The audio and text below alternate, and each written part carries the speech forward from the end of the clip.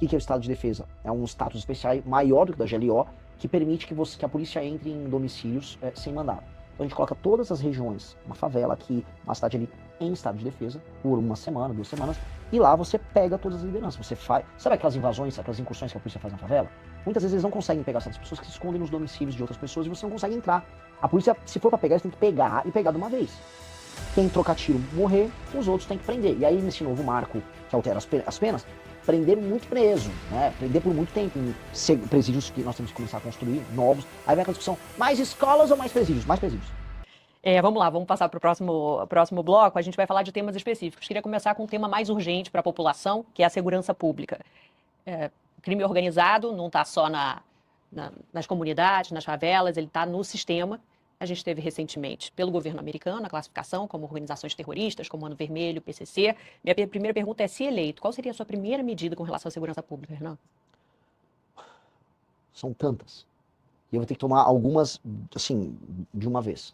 Primeira coisa, na própria transição, eu preciso já passar um aumento de penas para todos os crimes violentos e uma adequação do Comando Vermelho, PCC e outras facções naquilo que eu chamo de status de inimigo, que é a aplicação do direito penal do inimigo, que quem trouxe isso para o debate público no Brasil fui eu. Agora os outros começaram a imitar nas campanhas, que é entregar um status anômalo para essas entidades. Os Estados Unidos qualificou os PCC e Comando Vermelho como organizações terroristas internacionais, o que é um status diferente, que pode até gerar problemas para o Brasil. Eu não estou falando dos Estados Unidos fazer uma ação aqui igual o PT fica não é isso. É que os Estados Unidos agora têm superpoderes, por exemplo, para falar, essa empresa aqui que trabalha nos Estados Unidos, ela tem uma vinculação indireta com o PCC. Você abre uma brecha ali para questionamento. E o Trump, ele joga o jogo do Trump. Achar que o Trump tá ligando para nós, brasileiros, na verdade que o Trump ele faz campanha para tirar brasileiros dos Estados Unidos. O Trump quer tirar os latinos de lá. Então achar que o Trump tá, sabe, é uma inocência muito grande. Também é um alarmismo muito grande falar que o governo americano vai invadir o Brasil. Isso é papo furado. Pois bem, voltando para a proposta. Nós temos que entregar esse status para esses grupos. Quando eu entro no meu mandato, com esse novo status, com esse novo marco legal, que altera Código de Processo Penal, Lei de Execuções Penais e leis penais, com penas mais duras, ou seja, vai ficar muito difícil para um criminoso, quando pego, sair da cadeia, especialmente os crimes violentos.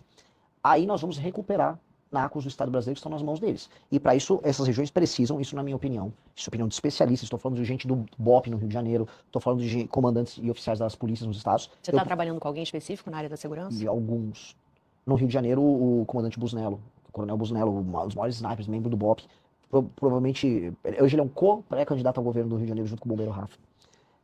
Mas é sabido, se você não tiver, por exemplo, um estado de defesa em determinadas regiões, o que é o estado de defesa? É um status especial maior do que o da GLO, que permite que a polícia entre em domicílios sem mandado. Então a gente coloca todas as regiões, uma favela aqui, uma cidade ali, em estado de defesa, por uma semana, 2 semanas, e lá você pega todas as lideranças. Você faz. Sabe aquelas invasões, aquelas incursões que a polícia faz na favela? Muitas vezes eles não conseguem pegar essas pessoas que se escondem nos domicílios de outras pessoas e você não consegue entrar. A polícia, se for para pegar, eles têm que pegar e pegar de uma vez.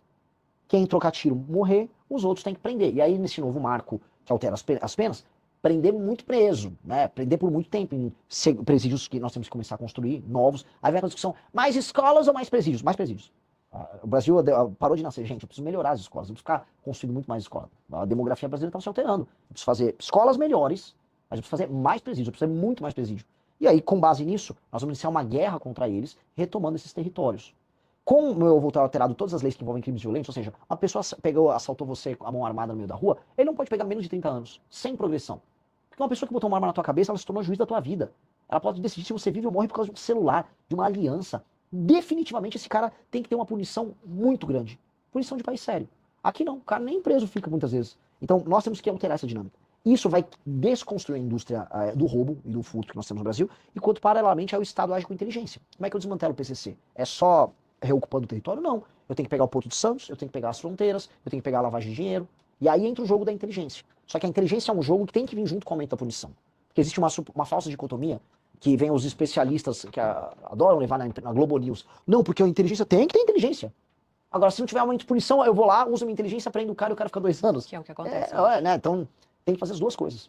Você fala de aumento de punição, mas essas mudanças exigem, no mínimo, uma maioria ali legislativa, um forte apoio. Hoje, a base de vocês têm um deputado na Câmara, nada no Senado. Mas, por exemplo, esse mesmo deputado aprovou um projeto de lei agora, essas últimas 2 semanas, de aumento de penas para furto, roubo e receptação do celular. O tema é maior do que a bancada. Se eu ganhar a eleição, primeiro, eu vou ter uma bancada muito maior do que essa. Segundo, ganhando as eleições com essa temática, os deputados dos outros partidos vão estar pautados nisso que seria o espírito do tempo. E com base nisso a gente forma maioria. Hoje, no governo Lula, houve maioria para aumento de penas. A questão é, com um novo governo eleito com essa bandeira, o espírito da nova legislatura vai estar imbuído disso. E aí eu tenho que formar as maiorias para passar. E isso hoje, assim, hoje é o tema que mais preocupa os brasileiros. Definitivamente isso não é um tema impopular de passar no Congresso. Não. É assim como redução da Maioridade maioridade penal. que tem que passar. Para que idade? Não tem que ter maioridade penal. Não tem que ter. Se uma pessoa foi capaz de cometer um crime hediondo contra outra pessoa, vou dar um exemplo. Se um menino de 13 anos estupra uma senhora de idade, mata uma pessoa, comete um latrocínio, não, ele não tem 14. Se ele cometeu um crime onde ele tinha força de um homem para fazer isso e foi capaz de fazer, será punido como um homem. Se um menino de 11 assalta e esfaqueia... Sim. Crime hediondo, crime contra a vida, tem que ter punição, tal qual adulto. Tem que ter. E países sérios fazem isso. Os Estados Unidos têm isso. Eu acho isso muito louco, que as pessoas falam, mas e os direitos humanos? Os Estados Unidos, onde se viola mais direitos humanos? Nos Estados Unidos ou no Brasil? No Brasil, o cidadão brasileiro é a maior vítima dessas violações e das atrocidades que a gente vê. E a gente fica sendo garantista com isso. Não. Cometeu, olha, em geral, com o fim da maioridade penal, o que vai acontecer é, o tráfico vai parar de recrutar essa meninada. O recrutamento vai diminuir. E eu vou destruir o tráfico também. Mas esse sistema de incentivo termina. O que vai sobrar? O psicopata.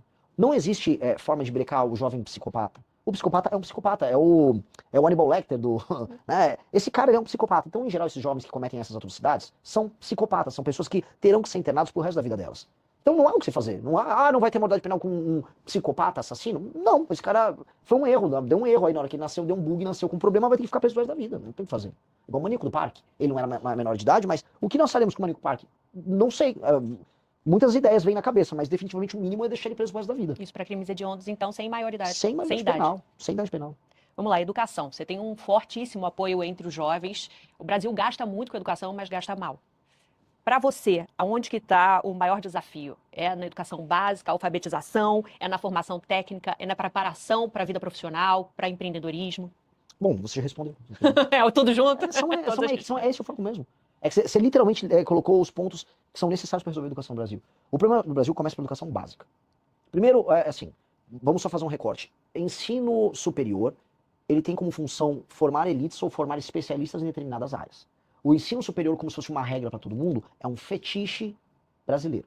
Fetiche. Alemanha, as pessoas se formam num colegial técnico e depois fazem muitos cursos técnicos e ganham muito mais do que brasileiros. Na China, boa parte da força de trabalho tem ensino técnico. É que nós fomos ensinados pelos nossos avós uma ideia bacharelesca que a gente via nas elites, que era a ideia assim, se o sujeito vira um bacharel, tem um diploma, a vida deu certo para ele. Lógico que parecia que a vida dava certo para as pessoas, porque só tinha um diploma quem tinha grana. E aquela pessoa ia ter grana de qualquer forma. Então, essas pessoas foram enganadas, veio o governo Lula com o ProUni e com aqueles programas. Não, entra numa Unisquina qualquer, pega um diploma aí que você vai ter um emprego. Não teve emprego e ainda ficou com uma dívida. Essa foi a real. Inclusive, até o Lula fez o desenrola desses... Você acha que fracassou? Total. Fracassou. Assim, minha geração que recebeu esse benefício foi claramente a geração que mais se deu mal. A geração millennial que eu coloco aí, né, a geração que hoje vai de 31 a 45 anos, a geração que foi enganada. Fica tranquilo, você vai fazer relações internacionais numa Unisquina e com certeza você vai ser o quê? Diplomata? Vai trabalhar no comércio exterior num país que é fechado? Não, mas a pessoa faz Uber e ficou com uma dívida gigante. Essa é a verdade cristalina. E é uma geração que está ressentida, geração que está machucada, que não conseguiu comprar um imóvel, que está endividada, não conseguiu se realizar. É a geração, inclusive, que cai nos truques dos Pablos Marçais, dos coaches, que, não, eu fracassei, foi meu mindset que não era vencido. Mentira. O sistema de incentivos do nosso país era baseado em mentiras. Então, estou colocando isso de lado para voltar. Então, vamos, né? Eu não vejo o ensino superior como uma resposta mágica. Qual é a resposta? As pessoas não saem alfabetizadas, plenamente alfabetizadas da escola. Apenas 10% dos brasileiros são proficientes em português. O que isso quer dizer? Que nós conseguimos dominar, apenas 1 em cada 10 brasileiros dominam a própria língua. Conseguem escrever, interpretar um texto com alguma complexidade e declamar aquilo de maneira eficiente. Ou seja, é um país difícil. Do outro lado, 29% da população é analfabeta funcional. Ou seja, não consegue, ela é nominalmente alfabetizada, ela não entende nada do que está escrevendo. E a gente está gerando uma fábrica de crianças que não tem o método fônico na alfabetização, que tem que ser obrigatório. Obrigatório, a gente tem métodos alternativos hoje. Tem gente que fala, tem uma briga direita e esquerda sobre Paulo Freire. Cara, o Paulo Freire tem um método bom para a alfabetização de adultos. Para criança é método fônico, que é o B, A, Ba, Ivo, Viu, A, Uva, Ba, Be, Bi, Bo, Bu, Va, Ve, Vi, Vo, Vo. Aquele método que todo mundo aprendeu a escrever, ele é reconhecido mundialmente como um método funcional. Para dar eu não quero me alongar, que esse tema eu acho fascinante. A Mississippi tinha uma das piores educações dos Estados Unidos. Eles fizeram uma revolução educacional com um método fônico e focado em alfabetização. Assim, ó, se a criança souber português, inglês e matemática, né, no Mississippi dos Estados Unidos, até os 12 anos ela se tornar proficiente em declamar, escrever e ler, todas as outras matérias serão consequência disso. Subiu para o top 3 no ranking A da gente educação não dos Estados Unidos. utiliza um método. Não obriga. A gente também utiliza. Mas também utiliza. A gente não obriga as escolas a utilizarem. Aí você tem toda uma corrente alternativa de métodos alternativos que não são eficientes. O professor perdeu autoridade na sala de aula, nós não temos um sistema de incentivo para os melhores diretores de escola tirarem mais dinheiro com melhor desempenho. Nós não incentivamos... Você tem incentivo na aprovação, mas a aprovação não necessariamente é o conhecimento, né? É lógico. E você tem que ter provões, que você avalia regularmente, são provões federais, com prêmios. A família hoje não se importa com a educação. O que acontece? A educação das crianças hoje no Brasil, ela acontece por vontade da criança, nas escolas públicas. Os pais não veem um valor intrínseco na educação, então a gente tem que premiar em dinheiro os melhores alunos, não dando pé de meia, que premia a frequência. Premiar em dinheiro o aluno que vai bem, para a família saber, vou me esforçar para meu filho ir bem, porque isso vai fazer com que eu tenha um ganho material. Porque aí a pessoa vê um valor pecuniário no ensino. Ou seja, é uma visão sem idealizações. E muito colegial técnico. E o colegial técnico em parceria com o Senar, que é o Senai do Agro, Senai, Senac, que permita que as regiões que tenham determinadas vocações já preparem aquele profissional já no ensino médio para ele já sair empregado logo depois. É o que nós precisamos fazer. É o básico, é o básico. Só que isso tem que tirar a ideologia e fazer. E nem é caro. O que eu tô falando aqui não aumenta R$1 do nosso orçamento. É só recorrigir a rota. Até porque o Brasil gasta muito em educação. Mas a forma como ele gasta é patética. Saúde. O Brasil tem um sistema público de saúde que é universal, que é referência, mas que também na prática não funciona como deveria. Você tem as filas, a questão principalmente com os especialistas e com cirurgias. Na sua avaliação hoje, qual que é o principal problema? Você diz que é o candidato do choque de gestão. Se eleito, qual que seria a sua primeira medida, por exemplo, na área da saúde? O problema da saúde no Brasil é acesso.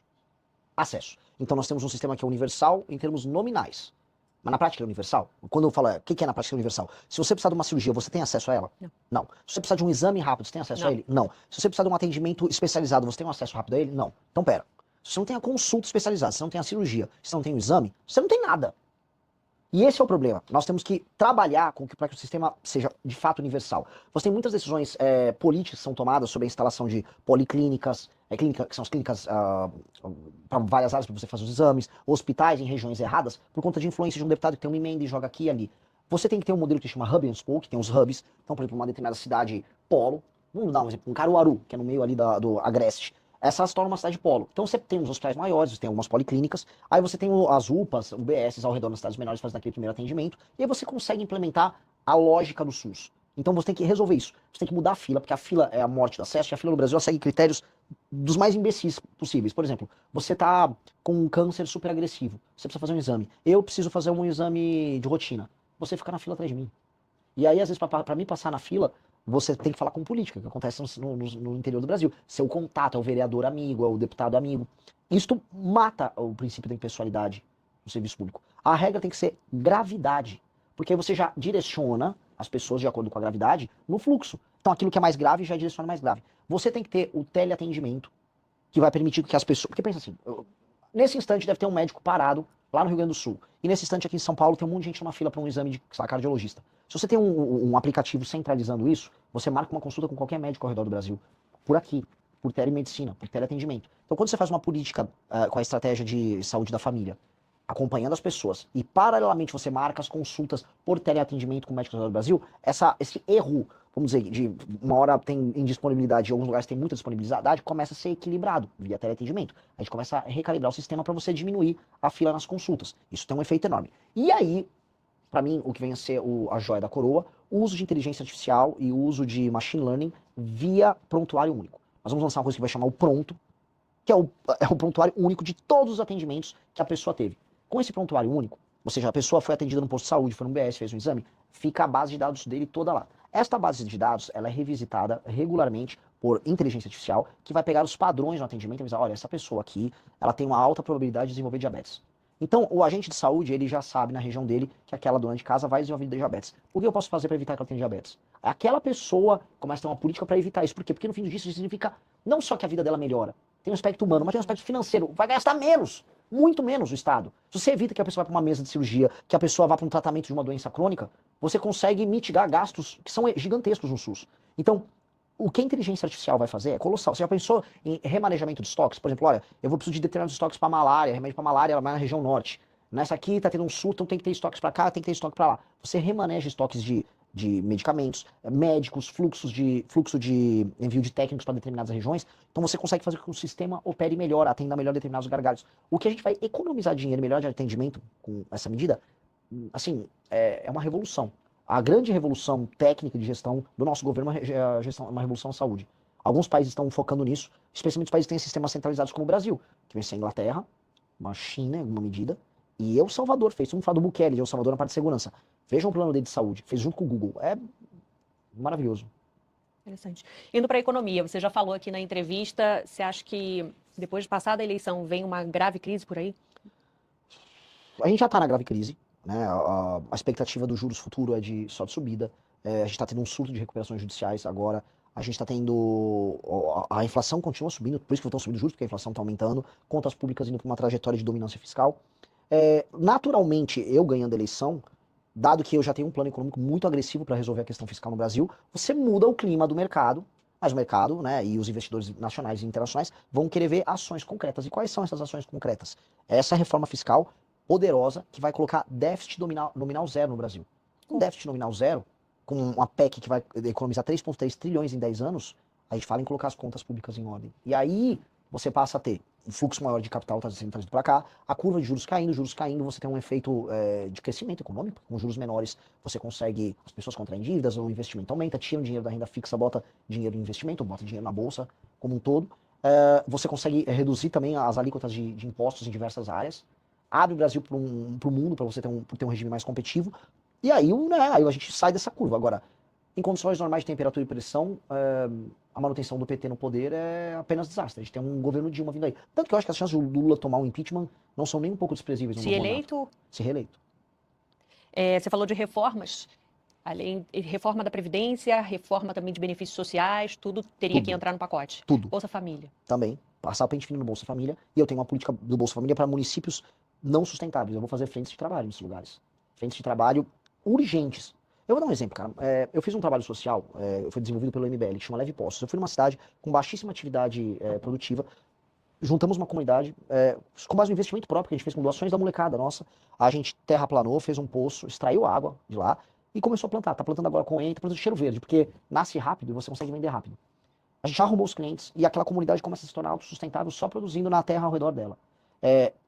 A primeira coisa fácil para você gerar emprego simples, que tem uma mão de obra intensiva, é trabalhar com o que se chama de cinturão verde, que são os hortifrutos. Produto tomate, cebolinha, alface, couve, coentro, jiló. Nós temos que fazer essas frentes junto com o agro e frentes envolvendo infraestrutura em municípios que estão tomados por Bolsa Família. Urgente. Nós temos que recuperar a autoestima dessas pessoas e a cultura de trabalho delas que está sendo abandonada. Hoje um menino ou uma menina, no interior do estado do Ceará, a perspectiva dele é receber um benefício e talvez arrumar um bico. Mas você acha que essas pessoas, os beneficiados, também têm a mesma vontade? Vão ter, se não tiver, vou fazer ter. É o seguinte, se você não aceitar trabalhar da frente de trabalho, você não vai receber o seu benefício. Vai condicionar? Lógico. Porque hoje é algo contrário até, né? Se você tiver renda, você não recebe. Assim, onde há emprego e a possibilidade de emprego, porque eu tô falando agora de lugares que não há emprego. Eu tô sendo, como é que eu posso colocar? A gente tem que ser muito humano para entender. No interiorzão do Nordeste, não tem atividade econômica. Não existe. Você sai de uma cidade para outra no Rio Grande do Norte, não tem caminhão passando. O que quer dizer isso? Não tem atividade econômica, não tem circulação de mercadoria. Você chega numa quarta-feira à tarde, numa cidadezinha de 3 mil habitantes no Rio Grande do Norte, tá um sujeito da minha idade parado numa cadeira, assim, na frente da casa dele, assim, ó, olhando pro vento. Isso não é vida. Então, há o lance, assim, o cara recebeu o Bolsa Família e não quer trabalhar. Muitos casos, assim, agro e comércio se ressentem demais. Dito isso, também tem a ausência de atividade econômica. Então, nós temos que começar a apertar essas cidades a terem atividade econômica, o governo, e assim, a infraestrutura e o cinturão verde são dois caminhos muito rápidos para você já inserir essas pessoas no mundo do trabalho. E assim, eu tô te dando uma alternativa, não quer trabalhar, não vai receber Bolsa Família. Não vai. Agora, tem lugares que não conseguir chegar lá, continua lá com Bolsa Família e vamos resolver de outra maneira. Então, indo para a questão fiscal, vai ter que passar pente fino em benefícios sociais. O BPC tem um monte de fraude. Um monte de fraude. E o BPC, o valor é muito maior do que o Bolsa Família. E ainda é corrigido de acordo com o salário mínimo. É um monte de fraude. Arrumei uma briga enorme aí, continuaria arrumando a briga. A máfia do laudo falso do autismo. Se eu quisesse pegar um lado falando que eu sou autista, eu conseguia. Eu já sou meio hiperfocado e tal. Hoje você tem laudo falso, eu tô falando. Para conseguir benefício? Lógico. Hoje, com a lei Berenice-Piana, lá de 2012, foi equiparado a outras deficiências o autismo.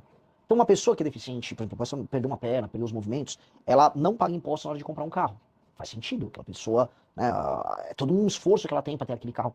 Aí um autista, nível 1, que consegue um laudo malandro e não paga imposto para comprar. Pô, isso é injusto. Com todo mundo na cadeia.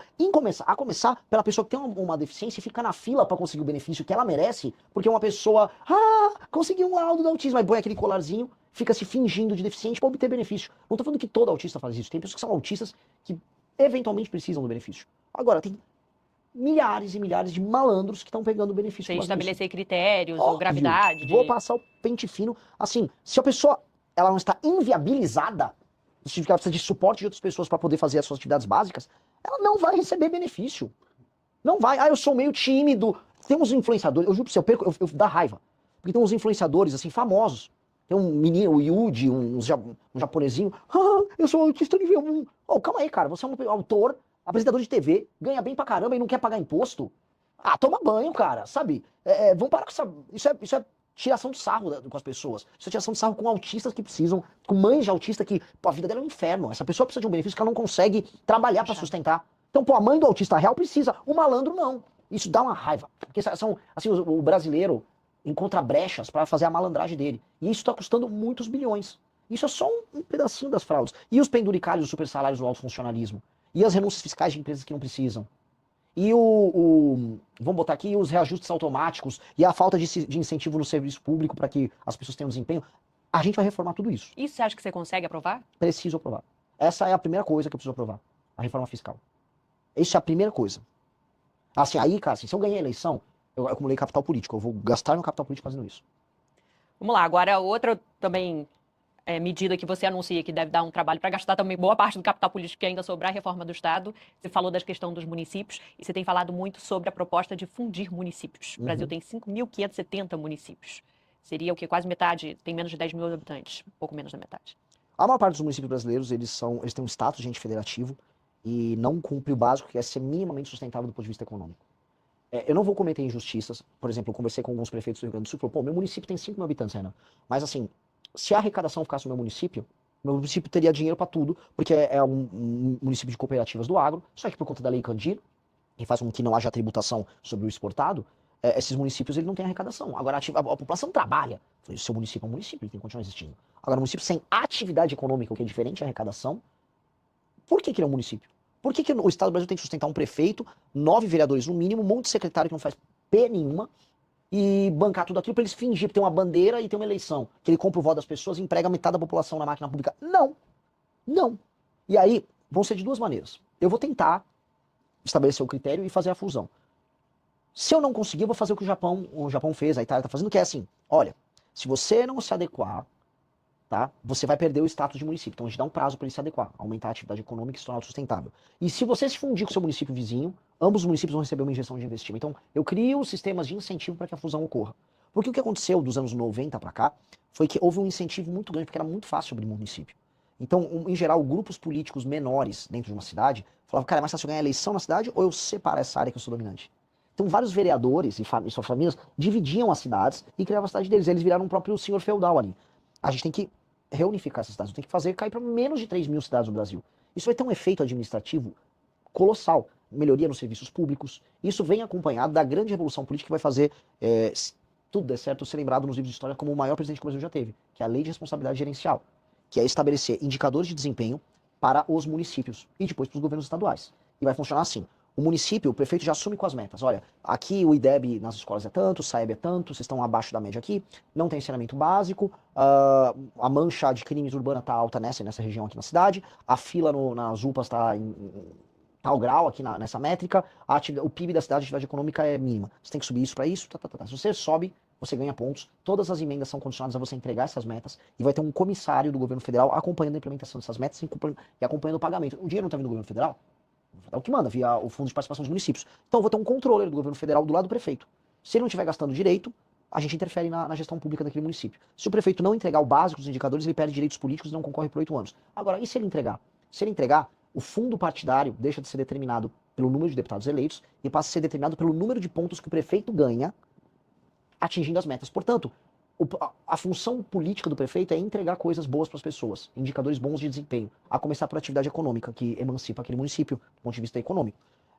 Aí não vai ser popularidade, porque o prefeito ele vive de comprar a voz das pessoas e de fazer um show do Wesley Safadão ou dessas outras porcarias que as pessoas gostam pra ganhar voto da população. É isso que os caras fazem. O circuito de shows tem nos municípios pequenos. Agora no Nordeste começou o São João. E o prefeito sabe que ele só ganha voto fazendo São João. Agora a deputaiada toda vai encontrar os prefeitos pra ficar dançando forró com dinheiro que não tem, com o país quebrado. Eu acho isso uma vagabundagem. Então, quer fazer seu show do Wesley Safadão? Bate as metas. Então a gente vai criar um sistema de incentivo pro prefeito que bate meta crescer, pro partido político se remunerar só pelas entregas dos prefeitos e, paralelamente, punir os maus prefeitos. Essa revolução é uma revolução que vai fazer com que de baixo para cima a administração pública melhore. Melhorando de baixo para cima, melhora a qualidade da representação em Brasília. Melhorando a representação em Brasília, melhora o debate público. Melhora o debate público, melhora o país. Agora, a implementação disso é difícil. A questão da fundição dos municípios... A fusão é mais difícil. A fusão, você já teve a proposta anterior com o presidente Bolsonaro em 2019, a PEC do Pacto Federativo. Ele nunca andou. E ele tinha uma das maiores bases, se não a maior base ali na Câmara, não conseguiu avançar. Nunca andou, nunca quis, nunca teve vontade. O irrita no Bolsonaro é que assim, ele ganha uma eleição e ele não sabe o que fazer. Ele entrou, como sabe, se me der eu adoro Fórmula 1, mas me dá agora, sei lá, uma McLaren pra eu sentar, eu não vou saber o que eu vou fazer. É o Bolsonaro quando entrou no poder, ele chegou lá, ok, o que eu faço? Não sabia. O Paulo Guedes também não sabia. Quando o Paulo Guedes propôs uma reforma tributária, ele pegou com a Receita Federal. Essa reforma dos municípios foi uma das poucas coisas originais que veio do Paulo Guedes. Legal, bacana. Agora eles mandaram. Porque para você viabilizar, você tem que procurar o caminho A, B, C e D. Tem vários caminhos para a gente fazer a fusão dos municípios, mas a fusão é só uma parte. A lei de responsabilidade gerencial eu posso fazer por projeto de lei, não é nem PEC. E aí é fácil de passar. A gente está caminhando para o final, resta pouco tempo, mas ainda um tema que eu queria tratar com você. Eu sei que você tem falado bastante meio ambiente, queria levantar a bola das terras raras. Você tem falado muito que é o novo ouro nosso, o Brasil tem a segunda maior reserva do mundo, e o tema está caminhando no Congresso, mas é um tema estratégico também. Como é que você ia tratar, se eleito, a questão das terras raras? De que forma estratégica? Considerando uma questão de soberania nacional, nesse caso, ou não, vamos buscar parcerias. O governo americano agora é sócio de uma empresa também ali, que foi comprada em Goiás. A do Rio Verde. A empresa americana que comprou, ela tem participação do governo americano. O governo americano trata esse assunto de maneira tão estratégica que ele assumiu sociedade não só com uma, mas vai assumir com várias outras empresas americanas na área de terras raras. Para entender a gravidade desse assunto, não existe indústria de defesa americana sem terras raras. E as terras raras a China é a maior, tem as maiores reservas, e ela é o maior processador de terras raras do mundo. Mais de 90% é processado na China. Então, para os Estados Unidos terem autonomia neste século para existir, eles vão do Brasil. Precisam extrair e processar. Não só os Estados Unidos precisam, o Japão precisa, Taiwan precisa, a Europa precisa. Então o Brasil pode virar o polo disso. Se a gente contar com a elite vagabunda que nós temos aqui, é vagabunda essa elite, banqueiro vagabundo, político vagabundo, eles vão extrair e mandar lá para fora. O governo nosso, por isso que precisa ser o governo nosso, precisa fazer uma cadeia completa. Isso para você fazer a cadeia completa, não é só extrair e processar. É extrair e processar, fazer o ímã, porque precisa ser ímã, e pro ímã fazer a bateria aqui. Agora tem um impacto ambiental gigante, né? Tem. A China não liga. A região fronteiriça com a Mongólia, onde eles fazem isso, ela é talvez o maior desastre ambiental em área terrestre do mundo. É horrível. E ninguém fiscaliza. O Brasil consegue fazer. Os Estados Unidos têm tecnologia agora para processamento de terras raras na parte magnética, mais ou menos limpo. A África do Sul tem tecnologia limpa. A gente está desenvolvendo pelo Brasil, pela Magbras, uma iniciativa nessa linha, e nós temos que ter um processamento limpo. A gente está falando de regiões no Pará, no Ceará, na Bahia, Minas Gerais, em Goiás, possivelmente São Paulo também, que tem isso, e isso é um recurso natural que vai fazer diferença para o mundo. Então a gente vai ter que extrair sem poluir, e vai ter que extrair sem poluir e fazer a cadeia no Brasil. Feito isso, o Brasil que termina o século XXI, ele é completamente diferente do Brasil que começa. Ele será uma das 5 maiores nações do mundo, poderosa e com tecnologia. É a nossa porta de entrada para uma grande oportunidade. Tem tudo para dar errado. Mas se eu ganhar, vai dar certo. Renan, 1 minuto para as conclusões finais. Manda aí. Você que está me assistindo, você que assistiu essa propaganda, você está desiludido com o seu país e todo mundo está desiludido com o seu país. Porque é uma sequência de fracassos. E você sente que o Brasil nasceu para ser aquele fracasso histórico. Nem futebol mais a gente vai bem. Tem que ficar torcendo para talvez ganhar de Marrocos. O que eu quero falar para todos vocês é: o Brasil nasceu para ser uma das 5 maiores nações do mundo, e o nosso problema é um problema de liderança. Nós temos as piores lideranças políticas do mundo. Se nós trocarmos a liderança política do Brasil, se tivermos um foco em tornar o Brasil, esta nação, uma das 5 maiores nações do mundo, o seu futuro será glorioso, o meu futuro será glorioso, o futuro dos teus filhos será glorioso. Basta encarar nossos problemas e parar de conversa mole. É isso que eu estou propondo. Sem conversa mole, sem querer te agradar, falando mentira doce que engana, mas que machuca, e sendo verdadeiro. Meu nome é Renan e eu estou aqui à disposição para esta grande aventura. Renan Santos, muito obrigada, Renan. Obrigado a você. Obrigada, gente. Valeu pela companhia. A gente segue entrevistando os pré-candidatos. Até a próxima. Tchau.